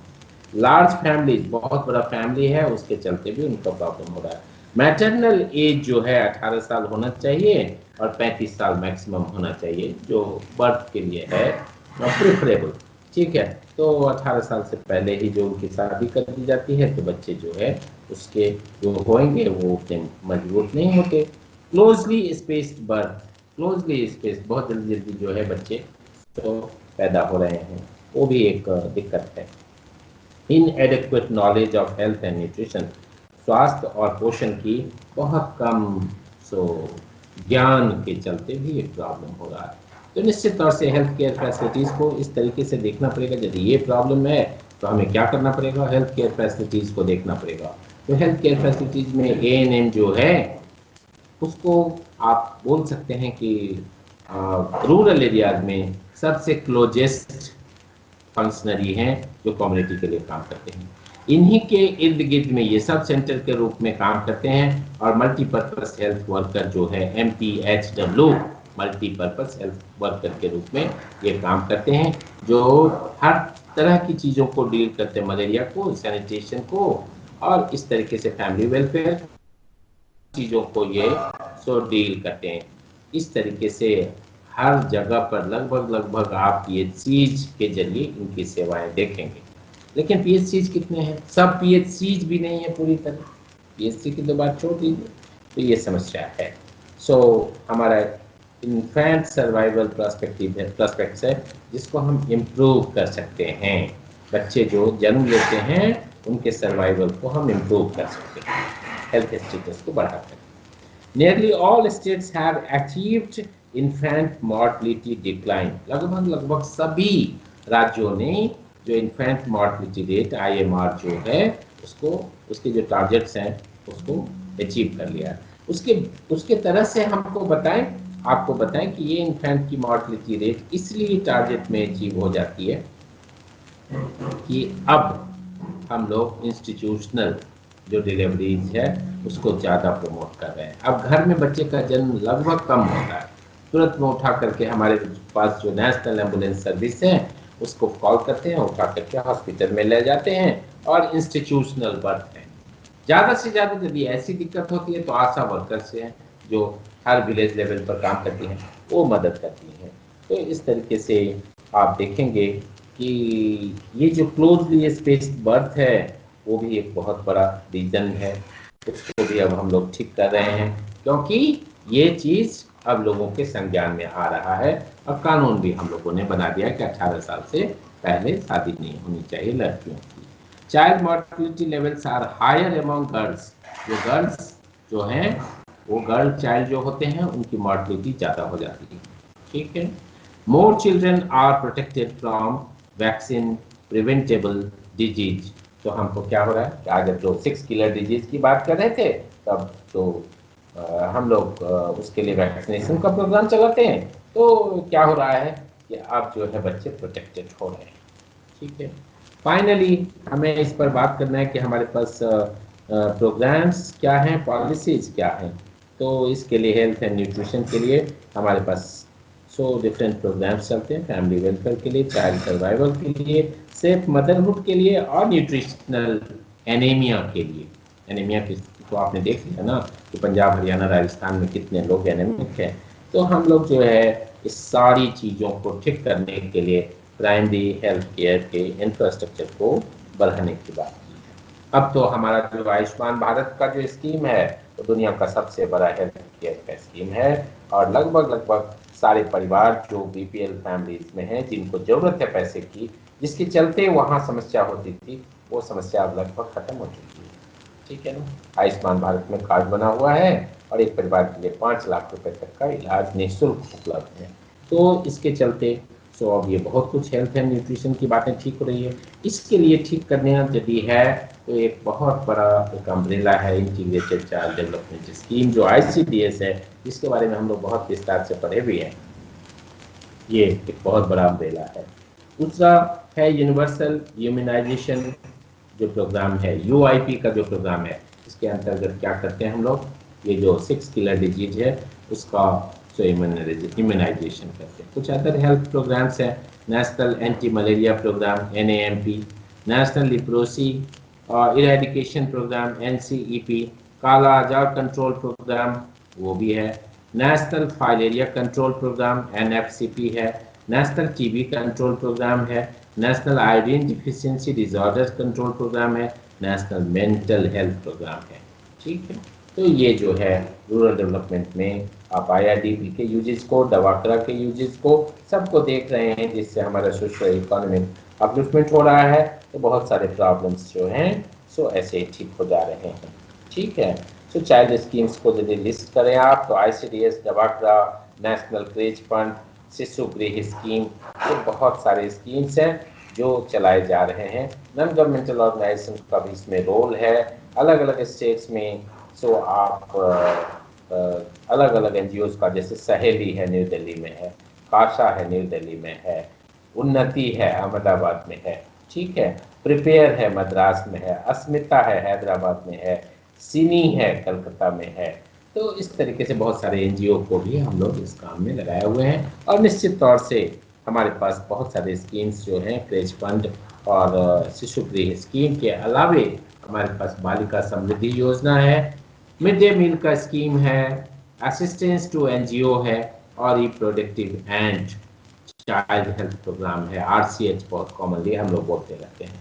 तो ये हमारा डिस्कशन हेल्थ एंड न्यूट्रिशन पर यूनिट 2 से था। और आगे का डिस्कशन जो यूनिट 3 का है वो प्योरली कंसंट्रेट करता है एजुकेशन ऑफ रूरल चिल्ड्रन, और इसमें ज़्यादा से ज़्यादा हम लोग बात करेंगे early childhood care and education की बात और नॉन फॉर्मल एजुकेशन की बात। जो स्थिति है वो अर्ली चाइल्डहुड का क्या है, ये जब हमारा अमेंडमेंट हो गया free and compulsory education to all, और इसको शिक्षा अधिकार के अंतर्गत दे दिया गया कि 6 से 14 साल के बच्चे को शिक्षा का अधिकार मिलेगा। तो उसके लिए क्या हो रहा है, अब जो है ये जो directive principle of state policy था उसके अंतर्गत हम पहले भी बात कर चुके हैं कि अब अर्ली चाइल्डहुड एजुकेशन जो है वो करने के लिए हम लोगों ने एक सेटअप बनाया है। और वो सेटअप कहाँ पर है, वो सेटअप सबसे बढ़िया अम्ब्रेला की तरह काम करता है, integrated child development scheme.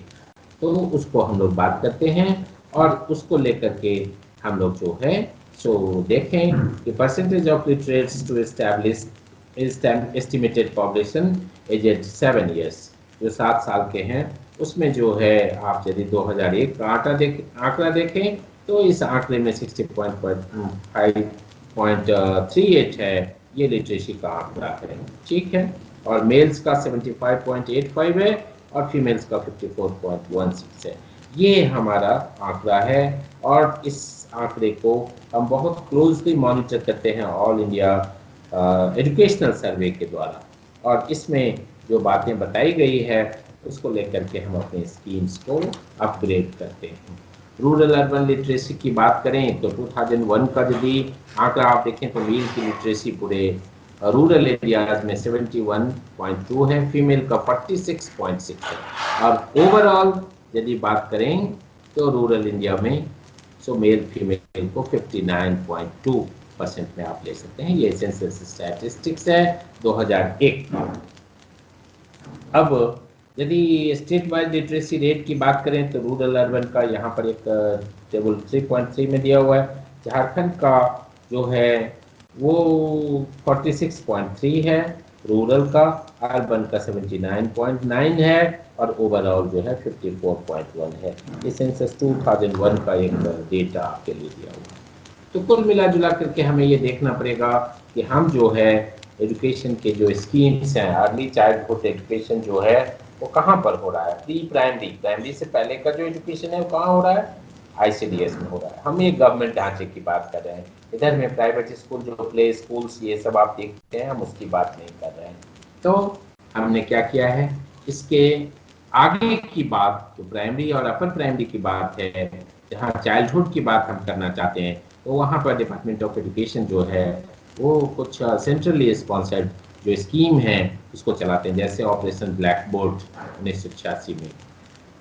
Diet जो है district institute of education and training 1988 में, टोटल लिटरेसी कैंपेन 1988 में, मिनिमम लेवल्स ऑफ लर्निंग इतना तो कम से कम होना ही चाहिए लर्निंग, ये 1989 में। तो इस तरीके से डीपीईपी का प्रोग्राम, हाँ, डिस्ट्रिक्ट प्राइमरी एजुकेशन प्रोग्राम, बहुत सारा सेटअप जो है हम चाइल्डहुड एजुकेशन के लिए किए हैं। लेकिन अर्ली चाइल्डहुड एजुकेशन का काम जो है early childhood care and education ECC, ठीक है, ये शॉर्ट में हम लोग बोलते रहते हैं। सो इसको हम लोगों ने सेटअप पूरा बनाया जब शिक्षा अधिकार 86 अमेंडमेंट के बाद हम लोगों ने देखा है कि free and compulsory education from age 6 to 14 years. तो अब ये एक विषय हो गया कि फ्री एंड कंपलसरी एजुकेशन, तो इसको हम लोगों ने शिक्षा अधिकार में ला दिया, लेकिन प्री प्राइमरी एजुकेशन को क्या करेंगे, तो हम लोगों ने एक सेटअप ICDS के जरिए खड़ा किया और वहाँ पर ये काम हो रहा है, ठीक है। इसी का जो प्रोग्राम है कंट्री वाइड, ये इंक्लूडेड है ICDS में, बाल वाडीज में, क्रेच में, डे केयर सेंटर्स में, अर्ली चाइल्डहुड एजुकेशन के सेंटर्स में, वॉलंटरी एजेंसीज के जरिए। सो ये फिनेंशियल असिस्टेंस फ्रॉम गवर्नमेंट मिलता है। Pre primary schools and classes run by municipal and local authorities, कहीं कहीं आप देखेंगे कि स्टेट गवर्नमेंट की म्यूनिसिपैलिटी और लोकल अथॉरिटी जो है वो भी प्री प्राइमरी स्कूल चलाते हैं। क्रेच रन बाय एम्प्लॉयर्स जो हैं, यदि महिला को उन्होंने एम्प्लॉय किया है तो महिला को मैटरनिटी लीव देना पड़ेगा, और वो मैटरनिटी लीव को वर्तमान सरकार ने काफ़ी कुछ बढ़ा दिया है, वो 6 महीना तक लगभग हो गया है। और वो जो बच्चे, छोटे बच्चे हैं, उनके लिए क्रेच का भी प्रबंध करना पड़ेगा। क्रेच का मतलब होता है शिशु गृह, ठीक है।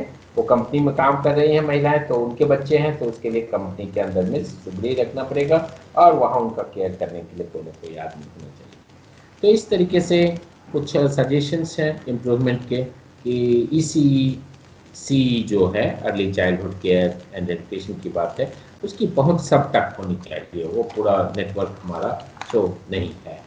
कंटेंट जो ECC का होना चाहिए वो थोड़ा सा और ज़्यादा बढ़िया होना चाहिए, और प्ले वे मेथड में बच्चे को सिखाने की बात होनी चाहिए।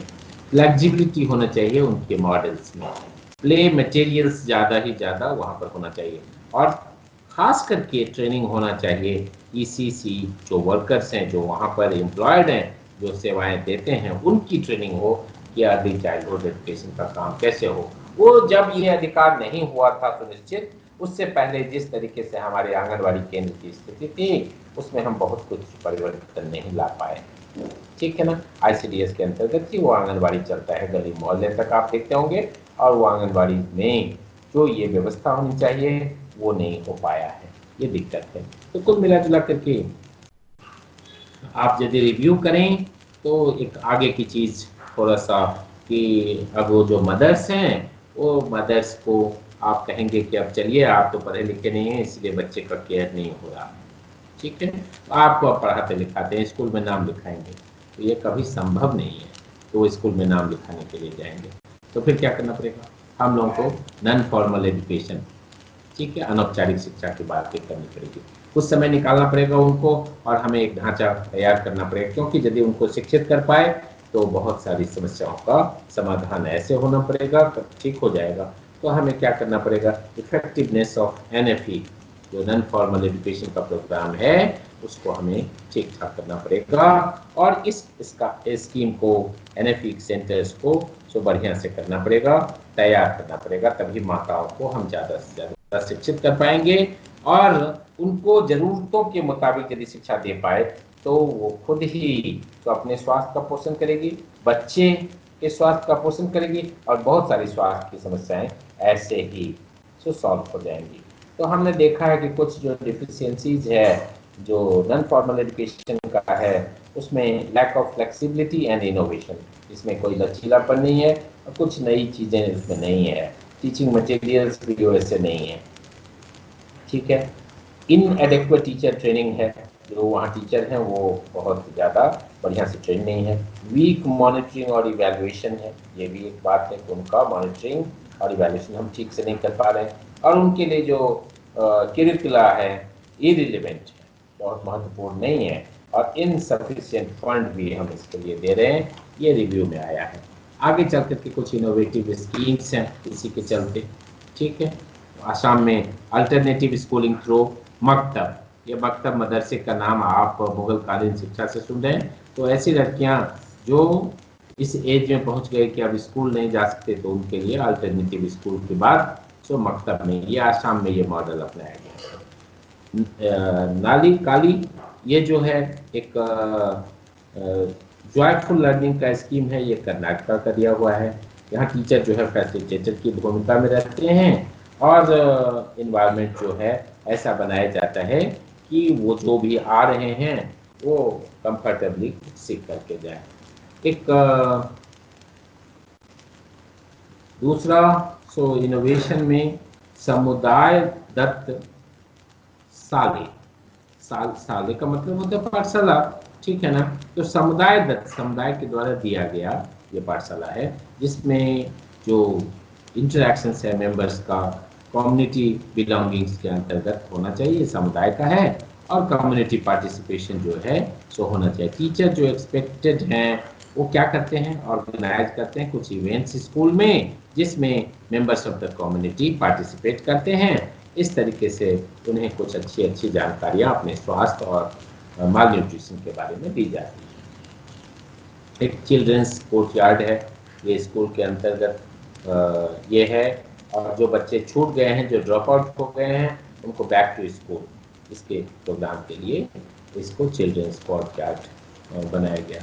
तो इस तरीके से आप देखेंगे कि यदि समालोचना की बात है तो निश्चित तौर से हमारी जो इसी की बात है, अर्ली चाइल्डहुड के एजुकेशन की बात है, उसकी पहुंच होनी चाहिए, उसकी एफिशिएंसी होनी चाहिए, उसके लर्निंग अचीवमेंट को देखना चाहिए, स्कूल की क्वालिटी होनी चाहिए, वहाँ संसाधन अच्छे होने चाहिए, और कुछ प्रॉब्लमेटिक एरिया जो है उसको हमको देख करके ठीक करना चाहिए। तो इस तरीके से आप ECE की बातों को समझ पाए। निश्चित तौर से एनेक्शन में बहुत डिटेल सो डेटा कंपाइल किए गए हैं, जिसको आप समझ करके स्थिति का विशेष रूप से आकलन कर सकते हैं। आगे चल करके यूनिट 4 जो है इंटीग्रेटेड चाइल्ड डेवलपमेंट सर्विसेज है, ICDS, जिसकी हम चर्चा कर रहे थे। ICDS के बारे में बहुत कुछ आपको पता है, और ICDS पर जो ये डिस्कशन है हम लोग शुरू से देखते आ रहे हैं कि ये इंटीग्रेटेड है, चाइल्ड डेवलपमेंट स्कीम है, और आंगनबाड़ी के रूप में तो हमें देखने को मिलता है गली मोहल्ले में, और वहाँ पर जो आंगनबाड़ी सेविका सहायिका हैं वो हैं। यदि बहुत बड़ा एरिया है तो वहाँ पर आप CDPO को देखेंगे, सुपरवाइजर्स को देखेंगे। CDPO जो है पूरे ब्लॉक लेवल पर जो वो काम करते हैं, ACDPO होते हैं, यदि बहुत बड़ा कोई ऐसा सेंटर्स है तो वहाँ पर होते हैं, उनके नीचे सुपरवाइजर होता, उसके बाद आंगनबाड़ी सेविका होती, फिर उनकी एक सहायिका होती। तो इस तरीके का एक ढांचा होता है।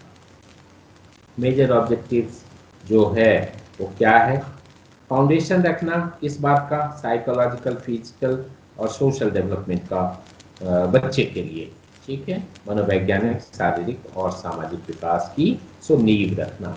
Improve the nutritional and health status of children below the age of 6 साल से नीचे के बच्चे के लिए जो यहाँ व्यवस्थाएं होती है।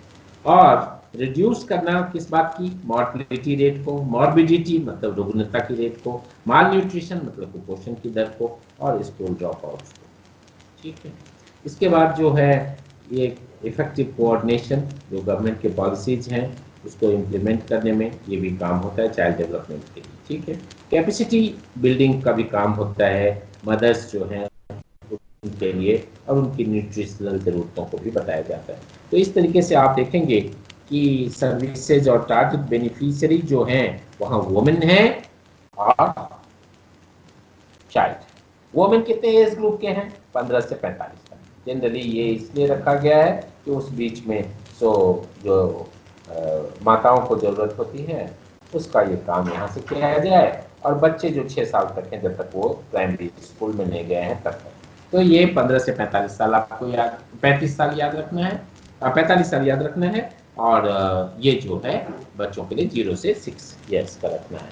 तो ये एक बेनिफिशियरी जो चिल्ड्रन बिलो 3 ईयर्स हैं उनके लिए सप्लीमेंट्री न्यूट्रिशन की सर्विसेज है, इम्यूनाइजेशन की सर्विसेज है, हेल्थ चेकअप्स है, रेफरल सर्विसेज है।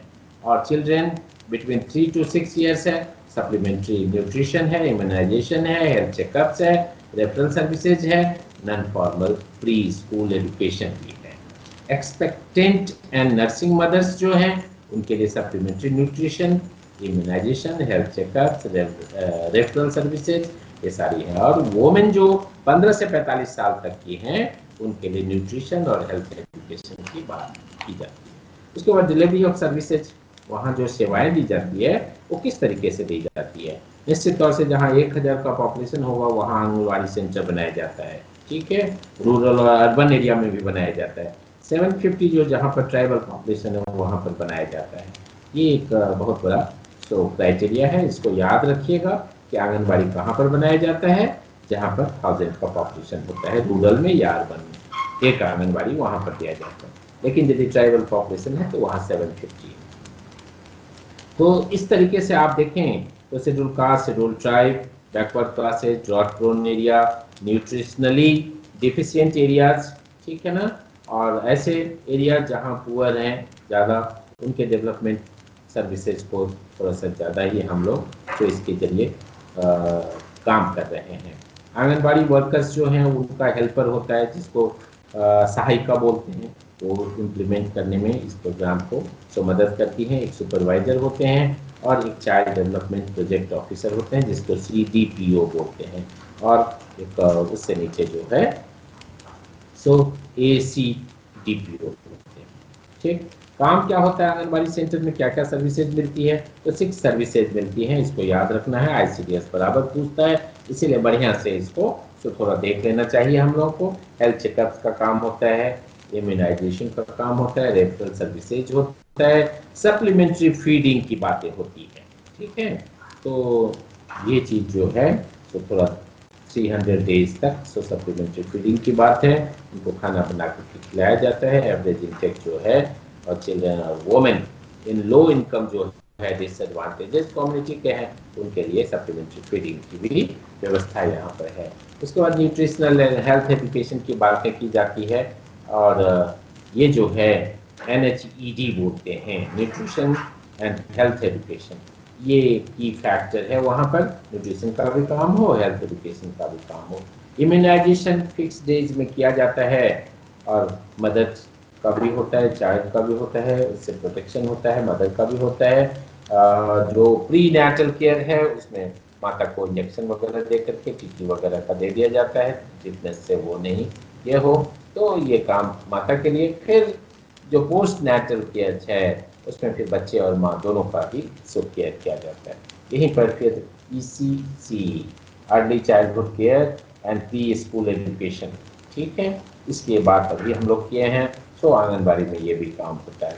निश्चित तौर से इसकी ग्रोथ मॉनिटरिंग तो होनी चाहिए, और जो इनके प्रमोट करने के लिए काम होना चाहिए, इसको थोड़ा सा ज़्यादा ही हम लोग को स्ट्रेंथन करना पड़ेगा, क्योंकि ये नेटवर्क ऐसा सुंदर सा डेवलप हो गया है कि अब गांव-गांव तक इसका लाभ मिल रहा है, खास करके बच्चे और जो माताएं हैं उनको इसका लाभ मिल रहा है। सो हमारे लिए क्या होगा कि एक एडिशनल थ्रस्ट एरिया होना चाहिए जहाँ हम थोड़ा ज़्यादा जोर दे सकें। ये एडोलसेंट जो गर्ल्स हैं उनके लिए स्कीम जो है ICDS में जो होना चाहिए, और एडोलसेंट गर्ल्स के लिए स्कीम जो है ये लॉन्च किया गया था ICDS प्रोग्राम में। और ये जो एडिशनल ट्रस्ट एरिया दिया गया कि जो गर्ल्स हैं 11 से 18 साल तक उनको लेना है हम लोगों को इस सेवाओं के अंतर्गत। तो उनके लिए क्या किया जाता है, उनके हेल्थ स्टेटस को गर्ल्स का इस एज ग्रुप में जो है उनको चेक किया जाता है, उनके न्यूट्रिशनल पोजीशन को चेक किया जाता है, और उनमें सब प्रमोट करना है अवेयरनेस हेल्थ का, हाइजीन का। हेल्थ मतलब स्वास्थ्य, हाइजीन मतलब सफाई, न्यूट्रिशन मतलब पोषण, और होम मैनेजमेंट जो घर की जो प्रबंधन की बात है, चाइल्ड केयर की बात है, फैमिली वेलफेयर की बात है, ये सब चीज़ किया जाता है। और यहाँ पर जो है मील्स प्रोवाइड किए जाते हैं। A meal that will provide 500 calories, 20 gram proteins on all 6 working days of the week, ये भी होता है। In service training from anganwadi worker, ये भी, और supervisor over a period of 6 months, ये भी किया जाता है स्ट्रेंथन करने के लिए। इस एक स्कीम 2 है बालिका मंडल का।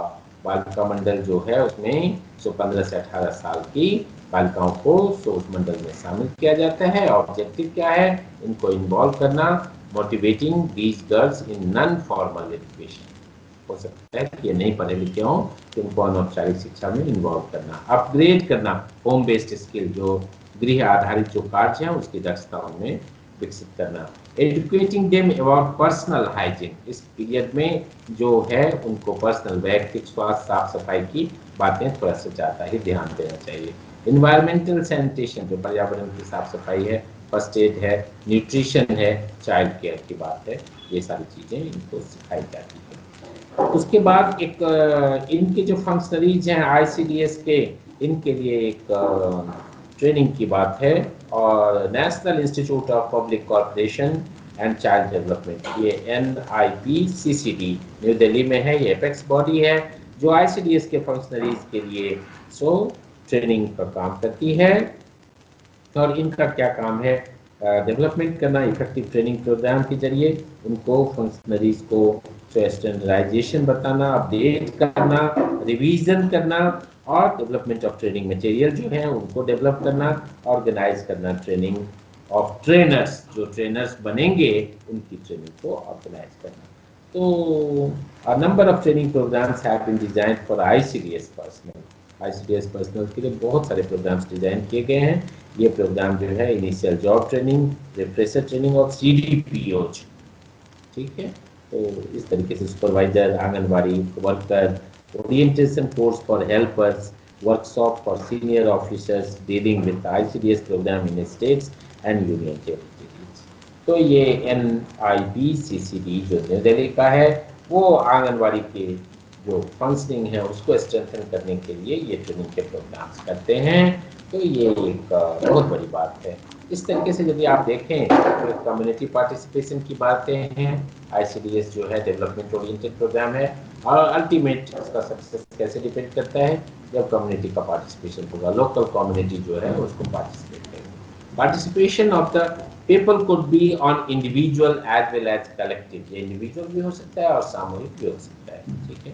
लोकल ऑर्गेनाइजेशन लाइक पंचायत, महिला मंडल, यूथ ऑर्गेनाइजेशन, इनको भी करना है मदद, तभी जा करके ये सही हो सकता है। Strengthening process for women empowerment, जो स्वयं सिद्धा की बात है, आप देखे थे स्वयं सिद्धा जो है उसका स्कीम हम लोग पढ़ चुके हैं, ये MRD 102 में। वहाँ क्या है, SHG फॉर्मेशन करना, उनको बैंक से जोड़ना, बैंक की क्रेडिट से जोड़ करके, और उनके इनकम जनरेशन को आगे बढ़ाना, ठीक है, स्वयं सिद्धा की स्कीम्स के अंदर। तो इसके ऑब्जेक्टिव्स को दिया गया है, establishment of self reliant women self help group, ये SHG करना है। इस SHG के जरिए जो है बहुत सारी चीजें, वुमेन स्टेटस की बात, हेल्थ की बात, nutrition, education, sanitation and hygiene, legal rights उनके हैं, इकोनॉमिक डेवलपमेंट है, और सोशल, इकोनॉमिक एंड पॉलिटिकल जो इशूज हैं उनको बताना। तो ये एक बहुत बड़ी बात है। और इस तरीके से डवाडा, महिला समाख्या, महिला स्वस्थ संघ, युवती केंद्राज, ये सारी ऐसी चीजें हैं जिसके जरिए इस प्रोग्राम को हम बहुत ज़्यादा स्ट्रेंथन कर सकते हैं। जो एडमिनिस्ट्रेटिव सेटअप है हमारे देश में आईसीडीएस के लिए, इसमें आंगनबाड़ी के हेल्पर्स हैं, आंगनबाड़ी के वर्कर्स हैं, सुपरवाइजर हैं, फिर CDPOज हैं, मतलब चाइल्ड डेवलपमेंट प्रोजेक्ट ऑफिसर हैं, और जहाँ पर larger size rural tribal areas है वहाँ additional child development project officer हैं, ACDPOज होते हैं। तो ये मिनिस्ट्री ऑफ हेल्थ जो है इसके अंतर्गत ये कार्यक्रम जो है ये हेल्थ के चलते हैं, और डिफरेंट जो अलग अलग मिनिस्ट्रीज हैं उसके प्रोग्राम को हम लोग इंटीग्रेट करके चलाते हैं। यहाँ पर लेडी हेल्थ विजिटर्स होते हैं, फीमेल हेल्थ वर्कर्स होते हैं, और प्राइमरी हेल्थ सेंटर्स के लोग जो होते हैं, जो जुड़े होते हैं, सब सेंटर्स के लोग होते हैं, ये सारे अपनी सेवाएं ICDS में देते हैं। तो निश्चित तौर से आंगनवाड़ी वर्कर जो है ये एक्सपेक्टेड है कि मॉनिटर करे, प्रमोट करे, ये बच्चों के ग्रोथ को, इस बात की अपेक्षा की जाती है। एक उड़ीसा का डिस्कशन है। उड़ीसा क्या है, एक रिकॉग्नाइज्ड है ये पेरेंट एंड कम्युनिटीज के द्वारा, और अल्टीमेट लिंक है in training chain, training chain है where behavioural changes must take place.